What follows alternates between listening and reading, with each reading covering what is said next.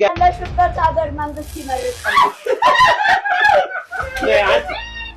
የሚገርም ነው በእውነት በዚህ ዘመን ያለን ሰዎች የሆነ ሰው ከሆነ ሀገር መጥቶ ሀገራችሁን ካዱ ሀገራችሁን ሽጡ ብንባል በእርግጠኝነት ሀገራችንን እንሸመጥታለን። አሳልፈንም ከመስጠት ወደኋላ አንልም፣ ጥቅም የሚያስገኝ ነገር ካገኘን። የድሮ ሰው ግን ለሀገሩ ያለው ፍቅር፣ ታማኝነት፣ ወኔው በቃ እስከ ዕለተ ሞቱ ድረስ አብሮት እንደሚዘልቅ የሚያሳይ ቪዲዮ ነው። መቼም ሶሻል ሚዲያ ላይ እማማ ዝናሽን የማያውቅ ሰው አለ ብዬ አላስብም። አሁን የተናገርኩትን ነገር ለምን እንደተናገርኩኝ መጀመሪያ ይሄንን ቪዲዮ አብረን እንይና ከዛ የምነግራችሁ ነገር ይኖራል። ወደ ቪዲዮ እንሂድ። ከመንግስት ጋር መንግስትን መጥተህ እጅ ሰጥተሃል ወይ በለው። እሱ እኮ ጣሊያን ሀገር ነው ተወልዶ ያደገው። አሁን የት ነው የሚኖረው? ያገሩ ያለው የት ነው? አሁን ከጣሊያን ከሚስቱና ከልጆቹ ጋር ኢትዮጵያ ገባ። እዚህ ኢትዮጵያ ነው የሚኖረው።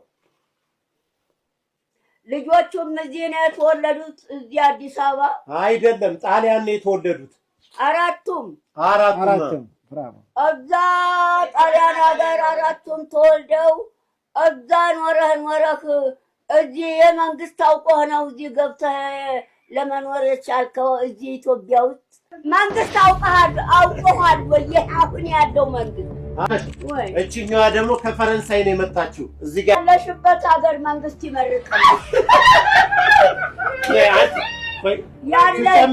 ያለሽበት ሀገር መንግስት ይመርቅልሽ።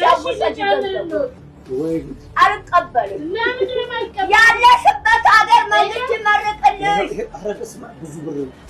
ውሰድ የማማ ውሰድ ፈረንጁ ራሱ መንግስት እኮ አልመርቅም። የእርሱ ሀገር የት ነው? የድሮ ሰዎች ግን አያችሁ አይደል ምን ያህል ጠንቃቃና ንቁ እንደሆኑ። በጣም እኮ ነው የሚገርመው። እማማ ዝናሽን ሳይ ምን አስታወስኩ መሰላችሁ? የውጫሌ ውል ስምምነት የሚባለውን ታውቁታላችሁ አይደል? ጣሊያን ለኢትዮጵያ አቅርቦት የነበረው መደራደሪያ ላይ በጣሊያንኛ የተጻፈው ውልና በአማርኛው የተጻፈው ውል በጣም የተለያየ ነበርና እቴጌ ጣይቱ ታዲያ ይሄንን ነገር አስተውለው በጣሊያንኛ የተነገራቸውን ትርጉሙን ስለማያውቁ አስተርጉመው ሲያመጡ ጣሊያን ለራሳቸው አድቫንቴጅ አስይዘው ነበረ ያንን ውል ያጻፉትና ይሄንማ አልቀበልም አገሬን አሳልፌ አልሰጥም ብለው ነው እንግዲህ ኢትዮጵያ ከጣሊያን ጋር ባደረገችው ጦርነት ከሀገር በአንድነት ስሜት ወጥተው እስከ ዛሬ ድረስ ከአፍሪካ ብቸኛዋ ሀገር እንድንሆን ያደረገንና በቀኝ እንዳንገዛ ያደረጉን በዛ ዘመን የነበሩ እናትና አባቶቻችን በሀገር ጉዳይ ድርድር ስለማያውቁ ነበርና ያን ጊዜ ነው እንግዲህ እማማ ዝናሽ አሁን የሚያስታወሱኝና ሰውየው ከጣሊያን ሀገር ነው የመጣው ሲባል ያሉትን ነገር ልብ ብላችሁ ሰምታችኋል አይደለ? ይሄ መንግስት ግን ያውቃል ወይ? አሁን በዚህ ዘመን ያለን ሰዎች እኮ ይሄንን በምንም አይነት መንገድ ይሄ አይነት ነገር አይመጣልንም። እነሱ ግን ምን ያክል ጠንቃቃ እንደሆኑ ነው በሀገር ጉዳይ የሚያሳየው። ምክንያቱም ጣሊያን ኢትዮጵያን በቀኝ ልትገዛ የነበረች ሀገር ስለነበረች እንደ ጠላትነት ነው እስከዛሬ ድረስ የሚፈርጇት። እማማ ዝናሽ ለምሳሌ እናንተ ቤት አንድ ሌባ ቢገባና ያንን ሌባ ይዛችሁት ቢሆንና ከዛ በኋላ ለዛ ሌባ ይቅርታ እንኳን ብታደርጉለት ከዛ በኋላ ያንን ቤታችሁን ለዛ ሰው ጥላችሁለት አትሄዱም አይደል? መቼም ማምናችሁት። ምክንያቱም በሌብነት ከዚህ ቀደም ይዛችሁት ስለምታውቁ።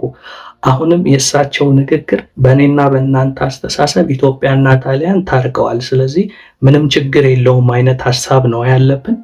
ያ የሚሆነው ለሌላ ሀገር ነው። ከዚህ በፊት ለእኛ ጠላት ያልሆነ ሀገር ኢትዮጵያ ውስጥ ቢመጣም ቢሄድም ችግር የለውም። ነገር ግን ከአንድ ሀገር ጋር የፈለገ ስምምነት ብትፈጥሩ ጠላታችሁ ከነበረ ሀገር ጋር ግን ስምምነት ስታደርጉ የራሱ የሆነ ስምምነት ይኖራቸዋል። እናንተ ሀገር ላይ ገብቶ የሚወጣበት ወይም ደግሞ የሚሰራበት የተለያየ የህግ ማዕቀፍ ሊኖረው ይችላል። ለዛ ነው ይህ ሰው ኢትዮጵያ ለመግባቱ እሳቸው ጋር በመምጣቱ በአይናቸውም እያዩት ነው። ነገር ግን መንግስት ያውቃሉ ያሉበት ምን ያህል ጭንቅላታቸው ስማርት እንደሆነ ነው የሚያሳየው። በእውነት እሳቸው ጋር ያለው ስሜት እኔና እናንተን በደንብ ሊገባን አይችልም። ምክንያቱም በሀገር ጉዳይ እኔና እናንተ ሀገራችንን በማንኛውም መንገድ አሳልፈን ልንሰጥ እንችላለን ጥቅም ካገኘን። የድሮ ሰዎች ግን እድሜ ልካቸውን ለሀገራቸው ሟች እንደሆኑ ይህ ቪዲዮ በጣም ያሳያል እና በጣም ያስገረመኝ ነው። ያ ብቻ አይደለም። እሳቸው እንደሚታወቁት ሀገር ውስጥ ያሉ ሰዎች ቤታቸው በሚሄዱ ሰዓት ህልም እየፈቱ እንዲሁም ደግሞ እየመረቁ ገንዘብ ይቀበላሉ። የዚህ የጣሊያኑ ሚስት ኢትዮጵያዊ ናት፣ ነገር ግን ከፈረንሳይ ነው የመጣችው ሲባል ያሉትን ሰምታችኋል አይደለ? እዛው የመጣችበት ሀገር መንግስት ይመርቃት ነው ያሉት እና ይሄ ማንም ሰው ልብ ላይለው ይችላል። እሳቸው አሁን ሌላ ጊዜ አሁን ገንዘብ ተቀብለው ይመርቃሉ፣ እንዲሁም ደግሞ ህልም ይፈታሉ አይደል? አሁን ግን ይህንን ገንዘብ ለምን እንዳልተቀበሉ ገብቷቸዋል። ግን በቀኝ ላለመገዛት እኮ ነው። ኢትዮጵያ በቀኝ ያልተገዛች ሀገር ናት። አሁንም ወደፊትም አትገዛም ብለው የሚያምን ጭንቅላት ስላላቸው እሷ ከፈረንሳይ ነው የመጣችው ስለተባሉ የእሷን ገንዘብ መቀበል ለሳቸው በተዘዋዋሪ የቀኝ ግዛት ብለው ነው የሚያስቡት። ገባችኋል?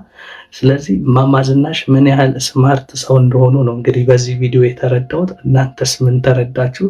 እኔ ግን በእውነት በፊትም እማማ ዝናሽ ይመቹኛል፣ አሁን ደግሞ የበለጠ ነው የተመቹኝና በዚህ አጋጣሚ በጣም ማወቅ የምፈልገው ወጣት በነበሩበት ሰዓት እማማ ዝናሽን አስባችሁታል? ግን ምን አይነት ሴት ልትሆን እንደምትችል እኔ ሁልጊዜ ያንን ነገር ነው ማወቅ የምፈልገው። ወይ በቪዲዮ ወይ ደግሞ በሆነ በታሪክ መልክ የተቀመጠ ነገር ቢኖር የእማማ ዝናሽን ወጣትነት እድሜያቸው ምን አይነት ሴት እንደነበረች ማወቅ እፈልጋለሁ። በእውነት ብቻ እጅግ በጣም ያስገረመኝ ቪዲዮ ነው። እናንተስ ይህን ቪዲዮ ስታዩ ምን ተሰማችሁ? እኔ ግን ትልቅ ትምህርት ወስጃለሁ። የድሮ ሰዎች በሀገር ጉዳይ እስከ ዕለተ ሞታቸው ድረስ አንድ አይነት አቋም እንዳላቸው ግን ከእማማ ዝናሽ ተረድቻለሁ። ይህ ደግሞ በዚህ ዘመን ላለን ሰዎችም ትልቅ ትምህርት ነው ብዬ አስባለሁ። እናንተስ ምን ተረዳችሁ? ለማንኛውም የእናንተው ኤላ ነበርኩ።